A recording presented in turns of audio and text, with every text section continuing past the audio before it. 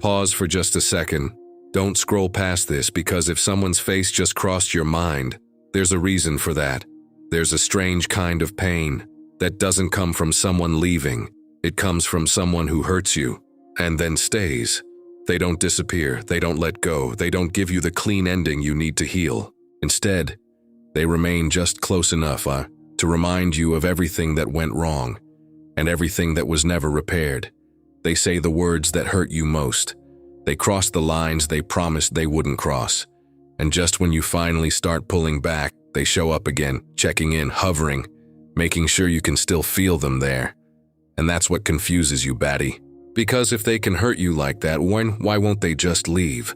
Most people think pain pushes others away, but some people stay precisely because of the pain, because walking away would force them to face something they're not ready to admit. Stay with me, because once you understand what's really happening beneath the surface, everything about this situation starts making sense. 1. Guilt, the invisible reason they hold on. One of the most powerful reasons someone stays after hurting you is guilt, but not the kind of guilt that leads to genuine change, the kind that seeks relief without taking responsibility. Psychology tells us that guilt creates deep mental discomfort, and the mind looks for the fastest way to escape that discomfort without actually doing the difficult work of facing it. For some people, staying connected becomes that escape. By remaining in your life, they tell themselves a story that soothes their conscience. If I were truly that bad, I wouldn't still be here. Their presence becomes proof, not of growth, not of genuine remorse, but of self-justification. This is why their apologies often feel shallow, repetitive.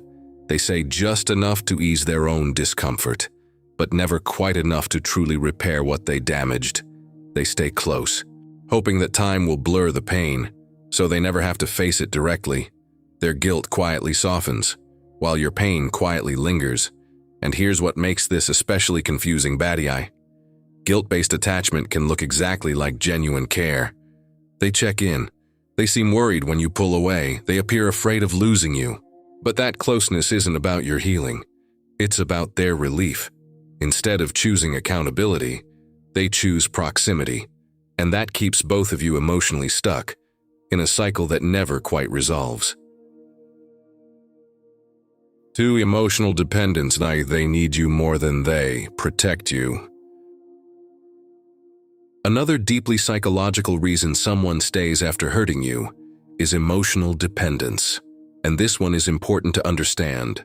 Baddie. Emotionally dependent people don't attach because they love well. They attach because they are terrified of being without emotional support. You become their stabilizer. Your presence calms something inside them. Your voice grounds them. Your forgiveness reassures them that they are still acceptable, still valued, still safe from the consequences of their own behavior. Losing you feels terrifying to them, even if keeping you means continuing to hurt you. This is why they may wound you deeply, and then panic the moment you start creating distance. Why they seem cold one moment and desperately affectionate the next. Your absence threatens their emotional balance, not because they fully understand your pain, but because they rely on you to feel regulated. And over time, your role quietly shifts. You stop being an equal. You become the one who is expected to endure, to forgive, to stay calm. While still carrying hurt, your pain becomes something you're expected to manage alone. Their emotional need outweighs their emotional awareness. Their comfort consistently matters more than your healing, and that imbalance is one of the clearest signs of emotional dependence. 3. Fear of loss when you didn't leave like they expected. Here's a psychological truth most people never consider, baddie. Sometimes people hurt others, while quietly assuming distance will follow. They expect consequences. They expect you to walk away. They expect the natural result of their behavior to arrive. But when it doesn't, something unsettling happens inside them. Psychology calls this attachment anxiety. triggered by unexpected emotional persistence. They thought you would leave, and when you didn't, uncertainty took over completely. Now they're afraid the emotional bond still exists, and terrified they could lose it at any moment. This fear keeps them close, but not healthier. They become inconsistent, warm one day, distant the next. They hover near enough to feel reassured, but never close enough to risk genuine vulnerability. And that inconsistency creates exactly the kind of confusion that keeps you questioning your own instincts, because from the outside, their behavior can look like care, but beneath it, it's rooted in anxiety, not emotional maturity, not genuine concern for your well-being, just fear of losing access to the emotional security your presence provides them. 4. Emotional immaturity. Care without the ability to change. And sometimes, baddie, the hardest truth is also the simplest one. They stay because they care, but they lack the emotional maturity to love without causing harm. And this distinction matters deeply, because attachment and emotional capacity are not the same thing. Someone can feel deeply and still completely lack the skills to repair what they've broken, to take genuine accountability, to sit with their own discomfort long enough, to actually change. Without those skills, patterns repeat. The relationship becomes a loop instead of a progression. And this is where hope becomes dangerous, because caring alone does not protect you. Good intentions do not undo real impact. Love without emotional maturity can wound just as deeply as indifference. And here's what makes this even more painful, baddie. By staying in your life, they are not necessarily choosing you. They are choosing the version of the relationship that requires the least emotional growth from them. Distance brings clarity, presence creates ambiguity, and by hovering in your world, they soften the impact of what happened. They blur the pain, they interrupt your healing, not always intentionally, but effectively. Casual check-ins, small reminders of shared history, brief moments of warmth followed by distance, all of it keeps emotional threads connected, long after they should have been released.